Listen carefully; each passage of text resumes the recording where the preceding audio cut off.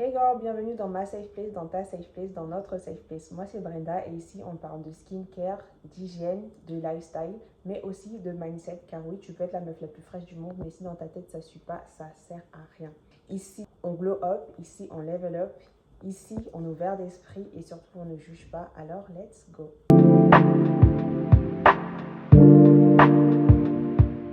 On a toutes déjà eu, à un moment donné de notre vie, des périodes où on s'est senti mal à l'aise dans notre peau. Que ce soit pendant l'adolescence, période où on se cherche beaucoup, ou alors pendant une grossesse, après une grossesse. On peut souvent avoir énormément de pression sur nos épaules par rapport au physique.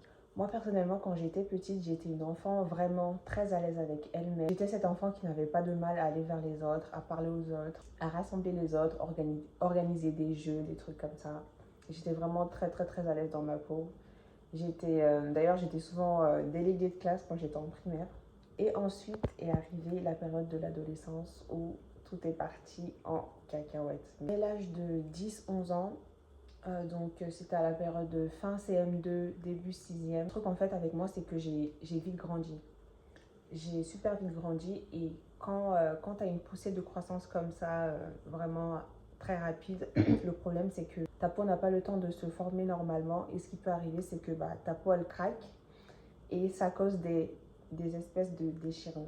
Et ces déchirures-là, c'est les vergetures. Donc ça a commencé comme ça pour moi au niveau de mes vergetures. J'ai vraiment commencé à les remarquer à partir de la début 6e. Je voyais des espèces de traits sur mon corps, je comprenais pas. Je me disais, mais c'est quoi ça? J'ai jamais eu ça avant, d'où est-ce que ça sort? Je comprenais pas. À cet âge-là, si on ne t'en a pas parlé avant, tu peux pas savoir que ça, c'est des vergetures ou que pour éviter que tu en aies plus, il faut faire ci ou ça. J'habitais au Cameroun et j'avais jamais vu quelqu'un avec ça, que ce soit dans ma famille, que ce soit dans mon entourage. J'habitais avec ma tante, elle qui a une peau parfaite. J'ai jamais vu quelqu'un qui a une peau aussi parfaite, satinée, brillante. Elle n'avait pas ce type de problème. Et donc oui, j'ai commencé mon adolescence comme ça, avec ces petits traits-là qui me gênaient pas plus que ça finalement. J'y prêtais pas trop attention. Et en même temps, j'avais jamais eu quelqu'un qui m'avait fait une remarque du genre « Ah, t'as des traits là, t'as ça, qu'est-ce que c'est que ça ?» Donc j'y prêtais vraiment pas du tout attention.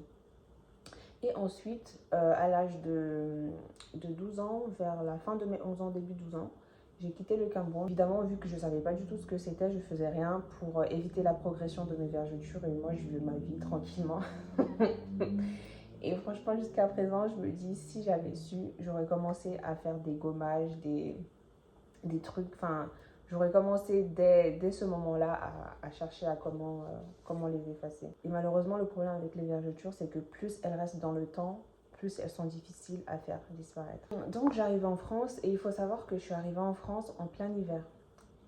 Et ensuite arrive le moment de mon premier été en France. C'est là que j'ai commencé à remarquer que vraiment les vergetures commençaient à prendre de plus en plus d'ampleur progressivement. En fait, au départ, c'était juste deux petits traits et avec le temps, deux petits traits au niveau des épaules ici. Et ça a commencé à progresser. Au départ, c'était que les épaules. Et après, avec le temps, j'en ai aussi eu au niveau des hanches, en bas des hanches. J'en ai au niveau des genoux. J'en ai derrière les épaules ici. J'en ai dans le dos. Bientôt, j'en aurai même dans le cou. J'en ai partout. J'en ai là sur les bras. Là, les avant-bras, j'en ai vraiment un petit peu partout. J'en ai derrière les genoux et sur le haut des cuisses aussi. Donc, c'est vraiment avec le temps, avec les années que ça a progressé comme ça. Et donc, je commençais à prendre conscience qu'il y avait quelque chose qui allait pas sur ma peau. C'était bizarre. Je me disais, mais c'est quoi ces trucs? Ça part pas. J'en ai de plus en plus. Qu'est-ce que c'est? Et mon entourage, les filles de mon âge, elles avaient pas ça. Enfin, je comprenais vraiment pas ce que c'était. Je savais, à l'époque même, je savais même pas que ça s'appelait des vergetures. Ça, je savais même pas. Et donc, je me rappelle, à ce moment-là, je suis allée sur Google, j'ai tapé traits sur le corps, c'est ça, j'ai tapé ça, j'étais vraiment paumée, je savais pas du tout. J'ai dû taper un truc comme ça, traits sur le corps, définition, qu'est-ce que c'est. Et c'est là que j'ai compris ce que c'était, j'ai compris que j'avais des vergetures. Et donc j'ai commencé à faire des recherches, à voir comment je pourrais faire pour m'en débarrasser. Je me rappelle que je me baladais sur tous les forums, traitements maison pour la peau, des mixtures, des machins. J'ai tout essayé, j'avais vraiment tout essayé.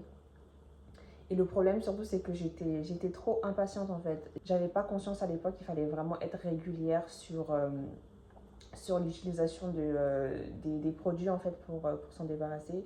J'avais essayé à l'époque, ça s'appelle comment déjà, Bee Oil. J'avais essayé du beurre de karité, j'ai essayé plein de trucs. À l'époque, il y avait Cocoa Butter, ils avaient sorti une gamme pour les vergetures aussi, j'avais essayé ça, mais ouais, une fois de plus, comme j'étais tellement impatiente, pour moi en fait, en plus à cet âge-là, tu n'as pas conscience, donc du coup tu te dis, ah je vais acheter ça, ça va être le produit miracle, je vais le mettre pendant une semaine, 2 semaines, et puis ça va partir. Et puis quand tu te rends compte qu'au bout de 2, 3 semaines, ça part pas, bah tu te décourages en fait, tu te dis, putain, je vais jamais m'en débarrasser, qu'est-ce que je peux faire? Et ensuite, vu que j'ai vu que j'arrivais pas à trouver de solution, qu'est-ce que j'ai fait? Bah, j'ai commencé à me cacher, je me couvrais. En été, j'avais toujours des petits gilets, toujours des trucs. Les gens me disaient, ah, est-ce que t'as pas chaud? T'as pas chaud avec ton gilet? Je disais, non, non, non, moi j'ai pas chaud, j'ai froid. Alors que j'avais des grosses gouttes de transpiration qui coulaient comme ça. Non, non, non, non, j'ai pas chaud. Non, non, pas du tout, moi je suis très bien. Je portais souvent les petits boléros là. Oh mon dieu, c'était tellement moche. C'était moche quand j'y repense. Vous savez, les petits boléros des mamies là que tu mettais, ça couvrait que tes bras et genre en dessous, t'avais un débardeur. Du coup, je mettais ça. Je me mettais jamais en débardeur, c'était rare. Très rare. Très, très, très rare. Par contre, ce qui est paradoxal, c'est que au moment d'aller à la piscine, j'avais pas honte. Je sais pas comment expliquer, mais dans ma tête, je me disais, bah, je vais à la piscine, de toute façon, j'ai pas le choix, bah, foutu pour foutu, j'y vais, et puis tant pis, quoi. J'essayais pas d'esquiver la piscine en mode, bon, vu que j'ai des vergetures, j'ai peur que les autres le voient, bah, je vais pas aller à la piscine, je vais faire genre que je suis malade ou quoi que ce soit. Non, j'y allais, et puis je me disais, bah, bof, tant pis, je dois y aller, j'y vais, quoi. J'étais tellement mal à l'aise avec ça que à chaque fois que l'été s'approchait, je sentais comme pas des angoisses, mais j'étais mal à l'aise en fait quand je savais qu'il allait commencer à faire chaud et tout ça parce que ça voudrait dire que je serais obligée de couvrir. Je me rappelle à cette époque, je pense que je devais être en troisième par là, quatrième ou troisième, je sais plus exactement. J'avais un crush, c'était le beau-fils d'une amie à ma mère et vu qu'elles étaient amies, on traînait souvent ensemble et tout et on a fini par se rapprocher. On se taquinait et tout ça et puis ce jour-là j'avais un débardeur. Il m'a dit, ah, c'est quoi ces trucs que tu as sur les épaules? On dirait que tu as des griffures de tigre, c'est quoi ça? Ah, je me rappelle que j'avais été tellement mal à l'aise. J'avais été tellement mal à l'aise. Je suis tout de suite allée dans ma chambre. J'ai pris un gilet et j'ai porté. Tellement j'étais mal à l'aise. C'est vraiment pour vous montrer à quel point ça a vraiment fait en sorte que je me suis vraiment beaucoup renfermée sur moi en fait. Le fait d'avoir autant caché mon corps pendant autant d'années, ça s'est répercuté sur ma façon d'être en général. Ça a fait en sorte que je sois plus renfermée sur moi-même, psychologiquement, entre guillemets. Je comprends, avec le temps maintenant, je fais un peu le lien. Je me rappelle même que ça m'est arrivé de prendre des lames. Oh mon dieu, j'étais désespérée. À ne surtout pas faire. Hein. Une fois, j'avais pris des lames et j'ai essayé de les taillader en mode ouais, peut-être que je sais pas à quoi je pensais. En mode ouais, peut-être que si je les taillade, peut-être que ça va moins se voir après, ça va cicatriser. Mais enfin, je me tailladais pas non plus au sang. Hein. Genre, je faisais j'essayais de faire des sortes de petites blessures dessus, histoire que ça puisse changer un petit peu. Mais bien évidemment, ça a rien fait du tout. Et du coup, pendant une longue période, je me suis résignée. Je me suis dit, bon, ça sert à rien, de toute façon, j'ai essayé plein de trucs, ça marche pas, donc ça sert à rien de vouloir forcer. Et je me suis résignée, mais je continuais toujours de me cacher, je sortais pas, je sortais jamais en débardeur, même jusqu'à présent, j'ai encore du mal, même pas que j'ai encore du mal, je sors pas en débardeur, sauf quand je dois aller à la piscine ou à la plage, là je me mets en maillot de bain, pas sans problème. Mais me mettre en débardeur comme ça, sortir, c'est rare. C'est assez rare. Et à un moment même, je voulais me donner un genre, ouais, je m'en fous et tout, les vergetures, de toute façon, c'est naturel, tout ça. Mais en vrai, même là, tout de suite, si on me dit, tiens, on a découvert une solution miracle pour faire disparaître les vergetures, j'achète tout de suite. Je donne, prenez tout mon argent, prenez, faites-moi partir ça. quand je devais être en intimité avec un homme, j'étais pas du tout mal à l'aise par rapport à mon corps. Ça, c'était vraiment... jusqu'à présent, je me dis, mais comment ça se fait que j'ai honte de sortir? Bon, après, c'est pas pareil, c'est dans un cadre intime, du coup, je me sens plus sécure, on va dire. J'ai jamais été le genre de fille à dire, ah non, éteins la lumière, je suis gênée, machin. Non, non, pas du tout, mon gars. Allume bien la lumière, regarde bien.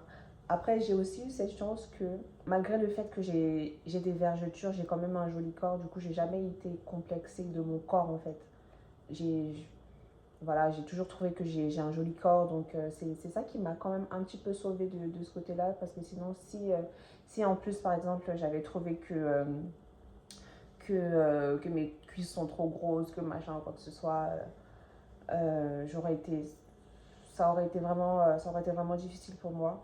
Ou même, par exemple, mes seins qui ont tendance à tomber un petit peu, mais ça m'a jamais dérangé plus que ça. Et même maintenant, à mon grand âge, j'ai toujours du mal à, comme je disais tout à l'heure, à sortir en débardeur ou quoi que ce soit. Même si maintenant je suis adulte, je sais que les vergetures, c'est quelque chose de tout à fait naturel. Je n'ai pas demandé à avoir ça, c'est pas de ma faute si je les ai, c'est tout à fait normal. C'est rare de trouver une femme tout au long de sa vie qui va pas du tout avoir de vergeture. Malgré le fait que je suis adulte maintenant et que j'ai conscience de tout ça, j'ai quand même ce blocage là en fait du fait d'avoir été pendant plusieurs années dans mon adolescence autant matrixée entre guillemets par ça. Je vais porter une petite robe et tout, même si je vais être à l'aise, enfin je vais me trouver belle dans ma robe, je vais être à l'aise dans ma robe, tout ça, mais je vais je vais sentir comme une gêne en fait. Enfin, tellement j'ai pas l'habitude de sortir en débardeur en fait que je vais avoir l'impression qu'il manque quelque chose sur mes bras, c'est trop bizarre. Et ouais, pareil, je vais avoir l'impression que tout le monde me regarde et tout alors que les gens ils s'en foutent en fait. En tout cas, si je peux vous donner un conseil, si vous avez des vergetures comme moi, surtout si ça commence à apparaître, franchement faites des gommages, au moins 2 gommages par semaine. Ça va permettre de lisser votre grain de peau. C'est vraiment important. Faites des gommages. Si vous commencez à appliquer une crème ou une huile spéciale pour les vergetures, vraiment, il faut que vous soyez assidu. Il faut que vous soyez récurrente dedans à le faire vraiment régulièrement pour pouvoir au moins les atténuer en fait. Avant de continuer, je te laisse t'abonner d'abord, hein, c'est important. Vas-y, clique sur abonner. Je te regarde. Ok, c'est bien, t'as cliqué. Maintenant, tu cliques sur j'aime aussi. C'est fait. Ok. Et surtout, très important, partage avec tout le monde. Tes cousines, tes soeurs, tes collègues, tes voisines. Avec tout le monde, c'est gratuit en fait. Fais plaisir à ton entourage. Une autre chose qui m'a aussi beaucoup complexée pendant mon adolescence, moi j'ai que des problèmes de peau. J'ai un kéloïde juste ici sur mon épaule gauche. Et ça aussi, pareil, à la base, c'était juste 2 petits traits en fait. Quand j'étais petite en fait, je me rappelle, j'étais partie en vacances dans mon village natal. Et avec mes cousins cousines, on jouait à cache-cache dans une maison abandonnée qui était juste à côté, qui était dans notre quartier. On jouait à cache-cache et tout. Et je me rappelle, moi, j'étais allée me cacher. Moi et une de mes cousines, je ne sais plus exactement, on est allés se cacher dans cette maison-là. Et il y avait un de nos cousins qui devait nous chercher, quoi. Et au moment où il est entré dans la maison pour nous chercher, genre, on a voulu s'échapper rapidement pour pas qu'il nous trouve. Et au moment où je suis sortie, j'ai poussé la porte. Et en fait, vu que c'était une vieille porte, il y avait un vieux clou rouillé dessus. Et le clou, en fait, il m'a fait 2 égratignures là. Et ça a commencé à gonfler avec le temps. C'était vraiment 2 tout petits traits. Et voilà, avec le temps, bah, c'est devenu plus gros. Et donc, je vous laisse imaginer entre les vergetures, la cicatrice, j'avais le combo gagnant. J'avais le combo gagnant. J'ai été gâtée. Et ouais, du coup, bah, pour la cicatrice, j'ai jamais essayé de faire assis. Comme pour les vergetures, j'avais pris une lame aussi. J'avais essayé de. Oh mon Dieu, j'étais pas bien. J'étais pas bien. J'avais pris une lame aussi. J'avais essayé de la couper, mais MDR, chochotte comme je suis, à peine j'ai posé la lame, j'ai eu mal, j'ai déposé. Ouais, du coup, pour la cicatrice, j'avais jamais. J'ai pris énormément de temps à savoir ce que c'était la cicatrice, encore plus que pour les vergetures. Je Je pense que j'ai vraiment compris ce que c'était quand j'étais au lycée pour ma cicatrice. J'ai appris le terme exact qui est donc kéloïde. Et c'est seulement là, dernièrement, que je suis allée voir une dermatologue. Enfin, c'est ma mère qui m'a conseillé d'aller la voir parce que ma mère a aussi le même problème par rapport au kéloïde. Elle, c'est encore pire, elle a une peau assez fragile. Elle, il suffit juste qu'elle ait un petit bouton. En plus, elle aime trop percer ses boutons. Il suffit juste qu'elle ait un petit bouton sur le dos. Si elle commence à vouloir le percer un petit peu, ça peut lui donner des kéloïdes. Du coup, elle est allée consulter le dermatologue. Elle m'a conseillé d'aller le voir aussi. Le dermatologue m'a injecté un produit qui est assez puissant d'ailleurs. Ça a bien aplati le kéloïde, mais le truc c'est que c'est devenu, à la base c'est marron, et c'est devenu vachement plus clair en fait. Ça a commencé à prendre une couleur un peu chair. Du coup, je me suis dit, c'est bizarre, enfin, c'est bizarre, mais au moins c'était plat, il y avait plus cette boursouflure là. Mais là, avec le temps, je remarque que ça recommence à devenir boursouflé encore. Du coup, je me dis, c'est quoi, tant pis. Je préfère laisser ça comme ça et que ça ait la couleur de ma peau plutôt que d'avoir un truc couleur chair. Là, ça se voit encore plus limite.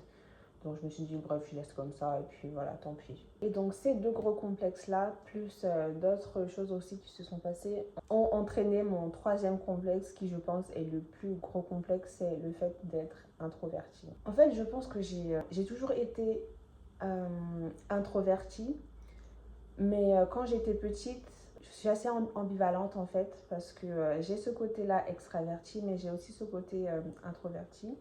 Et quand j'étais plus petite, j'étais beaucoup plus à l'aise. C'était plus mon côté extraverti qui ressortait. Et en grandissant en entrant dans l'adolescence, tout ça, avec mes complexes et d'autres choses qui ont pu se passer aussi, tout ça qui a fait en sorte que le côté introverti ressorte plus en fait. Et ça a été un gros problème, ça aussi, au collège, lycée. Ce qui fait que j'avais du mal à aller vers les autres. En fait, le pire, c'est que je ne me rendais pas compte en fait que j'étais différente. J'ai commencé à m'en rendre compte quand les gens me disaient mais toi, t'es souvent dans ta bulle, t'es mystérieuse. Je les regardais, je me disais mais qu'est-ce qu'ils racontent? Je suis pas du tout ça. Enfin, j'avais vraiment pas conscience du truc. En fait, pour moi, j'étais normale. Enfin, normale, je suis normale. Mais genre, j'avais pas conscience que cet aspect-là se voyait entre guillemets autant en fait. Et oui, donc ça fait que forcément le fait de ne pas être avenante, forcément j'avais pas beaucoup d'amis, j'ai toujours eu deux, trois copines. Quand j'étais au collège, lycée, j'arrivais à, j'arrivais à avoir des liens et tout ça avec mes camarades de classe, on arrivait à être copines, tout ça. Mais le problème en fait c'est que vu que j'arrivais pas à garder ce lien-là, du coup ça faisait que souvent pendant les vacances ou les grandes vacances, je me retrouvais souvent toute seule en fait. J'en voyais quand même certaines, mais c'était pas très régulier. Et du coup ça fait que maintenant j'ai comme certaines personnes qui ont leurs amis depuis le collège, depuis la maternelle, depuis la primaire, moi j'ai pas ça. Et ouais, jusqu'à présent c'est encore maintenant, j'arrive à l'accepter plus, mais c'est toujours quelque chose qui me met un petit peu mal à l'aise, on va dire. J'ai toujours voulu faire des efforts pour pouvoir sociabiliser et tout ça. Là, en ce moment, j'ai un groupe de filles dans ma ville avec lesquelles je fais souvent des sorties et tout ça. Mais vu que j'ai encore une fois ce problème-là à garder des liens, c'est difficile pour moi de créer des amitiés dans le temps en fait. Mais je suis en train de... I'm working on it. Je travaille sur ça. Sur cette chaîne, comme j'ai dit, on est ici pour s'améliorer. Donc ça passe aussi par tout ça. Donc ce que je peux vous dire en tout cas, c'est de ne pas vous dire ah, j'ai pas d'amis, je vais rester dans ma solitude, ça me va très bien. Non, franchement, faites pas cette erreur-là. Faites pas cette erreur-là, surtout pas la solitude. Ne vous laissez pas influencer par ces influenceuses qui romantisent la solitude en mode ouais, moi j'ai besoin de personne, je suis bien toute seule. Non, non, non, non. L'être humain est on a besoin de ce contact humain. Ne vous renfermez pas dans votre solitude, franchement, c'est la pire des choses. J'ai connu ça, j'ai connu la vraie solitude et franchement, ne vous renfermez surtout pas dans ça. Et voilà pour la fin de cette vidéo. J'espère qu'elle vous a plu, j'espère que vous avez pu vous reconnaître aussi un petit peu dans tout ce que j'ai pu vous raconter. Et moi, je vous dis à la prochaine. Bisous.